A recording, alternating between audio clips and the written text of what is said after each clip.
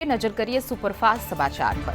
ખ્યાતિ હોસ્પિટલના ડાયરેક્ટર સંજય પટોડિયાની ધરપકડ। ક્રાઇમ બ્રાન્ચે સંજય પટોડિયાની ધરપકડ કરી છે।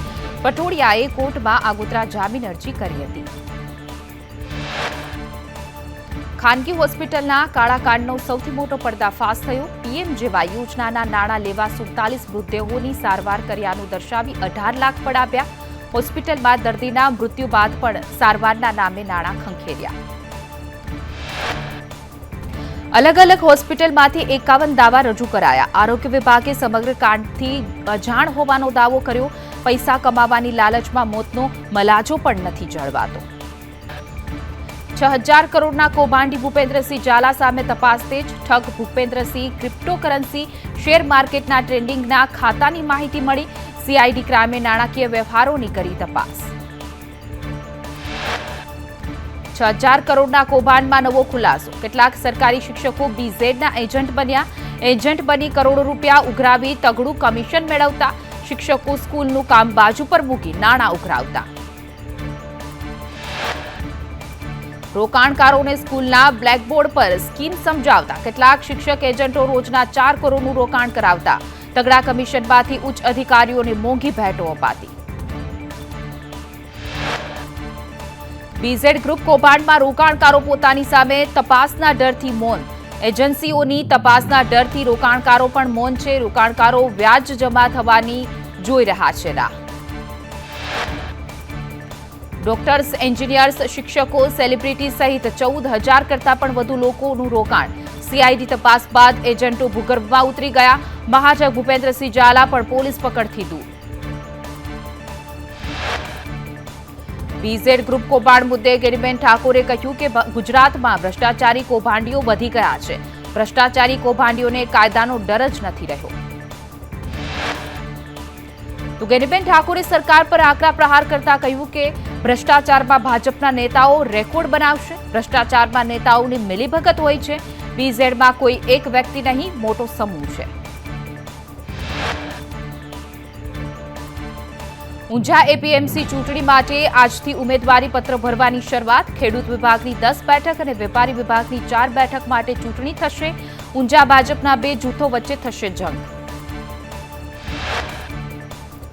દિનેશ પટેલ અને એમએલએ કિરીટ પટેલ વચ્ચે પ્રતિષ્ઠાનો જંગ। 9 ડિસેમ્બર સુધી ફોર્મ પરત ખેંચી શકાશે।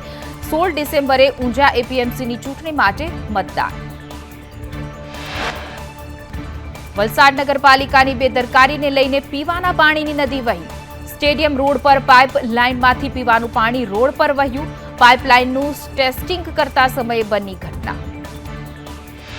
વડોદરા સાયબર ક્રાઇમને મળ્યો સ્કોચ એવોર્ડ। સ્ટન્ટ સાયબર સહાયતા કેન્દ્રને મળ્યું એવોર્ડ। સાયબર ક્રાઇમ ડેસ્કની 5000 લોકોને મળી છે મદદ। નાણાકીય નુકસાન અને ફોન હેક સહિતની મળી છે મદદ। ગેરકાયદે દબાણો દૂર કરવા મુદ્દે સરકારનો હાઈકોર્ટમાં જવાબ। કહ્યું કે રાજ્યમાં 2 માસમાં 261 ધાર્મિક સ્થળો દૂર કરાયા છે। મોટાભાગના દબાણો જાહેર સ્થળોથી હટાવાયા। તો હાઈકોર્ટે સરકાર પાસે પ્રોગ્રેસી રિપોર્ટ માંગ્યો છે। 3 ફેબ્રુઆરીએ વધુ સુનાવણી હાથ ધરવામાં આવશે। એફઆરસી કરતા વધુ ફી ઉઘરાવતી શાળાને દંડ ફટકારવામાં આવ્યો। અમદાવાદની વિદ્યાનગર શાળાને 2 લાખનો દંડ ફટકારાયો। સાથે જ વિદ્યાર્થીઓ પાસેથી ઉઘરાવેલી વધુ ફી પરત કરવા આદેશ કરાયો। આપઘાત કેસમાં કોર્પોરેટર ચિરાગ સોલંકી સામે પણ તપાસ। ચિરાગ સોલંકી હાથમાં ગ્લવ્સ પહેરીને ઘરમાં ગયો હતો। ચિરાગ સોલંકી દીપિકાને રોજના 10 થી 15 કોલ કરતો હતો। સુરત કાપડ માર્કેટમાં ઉઠામણાની વધુ 2 ઘટના બની છે। આજણાની રોનક ક્રિએશન સામે અને ફાલસાવાડીના ગાયત્રી ફેશન સામે ફરિયાદ નોંધાઈ છે। કાપડ લઈ રૂપિયા નહીં ચૂકવતા નોંધાઈ ફરિયાદ। ડાયમંડ કિંગ ગોવિંદભાઈ ધોળકિયાએ આપી પીએમને ગિફ્ટ। પીએમ મોદીને ભારતના નકશાની શેપનો ડાયમંડ કર્યો ગિફ્ટ। ગોવિંદભાઈ ધોળકિયાએ દિલ્હીમાં જઈ નવ ભારત રત્ન કર્યો અર્પણ।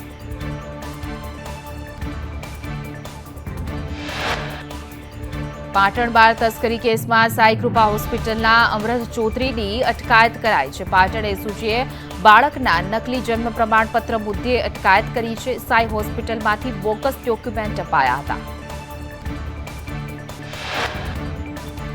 બાવડા નજીક ટ્રાવેલ્સ બસ અને ટ્રકનો અકસ્માત સર્જાયો. રોડ પર ઉભેલા ટ્રક પાછળ બસ અથડાઈ. 10 મુસાફરો બસમાં ફસાઈ જતા કાર તોડીને બહાર કઢાયા. ઇજાગ્રસ્તોને સારવાર માટે હોસ્પિટલ ખસેડાયા. ડ્રાઈવરને ઝૂકવું આવી જતા અકસ્માતની પ્રાથમિક માહિતી. વડોદરામાં રેતી ભરેલા ડમ્પરે બાઇક ચાલકને અડફેટે લેતા મોત થયું. સોમા તળાવ નજીક મોડી રાત્રે અકસ્માત સર્જાયો. પોલીસે અકસ્માતને લઈને વધુ તપાસ હાથ ધરી. લીંબડી અમદાવાદ હાઈવે પર એસટી બસ અને ટ્રક વચ્ચે અકસ્માતમાં 8 લોકોને ઈજા થઈ. બસમાં 40થી પણ વધુ પેસેન્જરો હતા સવાર. પાણશીના પાટિયા નજીકનો આ બનાવ. અંકલેશ્વર જીઆઈડીસીમાં દુર્ઘટનામાં 4 લોકોના મૃત્યુ થયા. કંપની મૃતકોના પરિવારને ચૂકવશે વળતર. પરિવારને 30 લાખનું ચૂકવવાશે વળતર. સત્તાધીશો અને પરિવારજનો વચ્ચે થયું હતું ઘર્ષણ. સુરતના ડિંડોલીમાં વ્યાજખોરોનો ત્રાસ. વેપારીએ 9 લાખની સામે 21.68 લાખ ચૂકવ્યા. વધુ પૈસા ચૂકવ્યા છતાં ઉઘરાણી માટે દુકાને આવી આતંક મચાવ્યો. વેપારીએ નોંધાવી ફરિયાદ. જસદણના રણજીતગઢ ગામે દારૂડિયા પતિએ કરી પત્નીની હત્યા. બંને વચ્ચે બોલાચાલી થતા લાકડીના ઘા મારી કરી હત્યા. આરોપી પતિની પોલીસે કરી ધરપકડ. સુરતના વેસ્તારમાં 96.23 લાખનું ઉઠામણું. 1.5 ગણા આપવાની સ્કીમ આપી ઠગાઈ કરાઈ. ધંધામાં રોકાણની સ્કીમ આપીને ઠગાઈ આચરી. 16 લોકો પાસે રોકાણ કરાવી હાથ ઊંચા કર્યા. જૂનાગઢના કેશોદમાં ટ્રેડ સર્ટિફિકેટ વિના વાહન વેચાણનું કૌભાંડ ઝડપાયું. આરટીઓની ટીમે વાહન વેચાણ કૌભાંડનો પર્દાફાશ કર્યો. શોરૂમમાંથી 25 જેટલા ટુ વ્હીલર જપ્ત કરાયા. અમદાવાદમાં 1.4ના નામે ઠગાઈ કરનાર ભુવાજી સામે ફરિયાદ નોંધાઈ. ભુવાએ 4 ગણા પૈસા થઈ જશે તેવું ઠગાઈ કરી ફરિયાદીને ઝેરી પદાર્થ પીવડાવી કાવતરું રચ્યું હતું. પવનોની દિશા બદલાતા રાજ્યમાં રહેશે ઠંડીનો ચમકારો. લઘુત્તમ તાપમાન 1 થી 2 ડિગ્રીનો ઘટાડો થશે. પવનની ગતિમાં વધારો રહેતા ઠંડીની અસર. ડીસા, રાજકોટ, પાલનપુરમાં ઠંડીની અસર વર્તાઈ. નલિયામાં સૌથી નીચું 12 ડિગ્રી તાપમાન નોંધાયું. અમદાવાદમાં 18.1 ડિગ્રી, ગાંધીનગરમાં 17.3 ડિગ્રી તાપમાન નોંધાયું. વડોદરામાં 17 ડિગ્રી તો સુરતમાં 19.2 ડિગ્રી તાપમાન નોંધાયું. મહેસાણામાં 16.2 ડિગ્રી તો પાટણમાં 17 ડિગ્રી તાપમાન નોંધાયું. રાજધાની દિલ્હીમાં હવાની ખરાબ ગુણવત્તા. સેન્ટ્રલ પોલ્યુશન કંટ્રોલ બોર્ડ દ્વારા દિલ્હીના અનેક વિસ્તારોમાં AQI વધુ માત્રામાં નોંધાયો.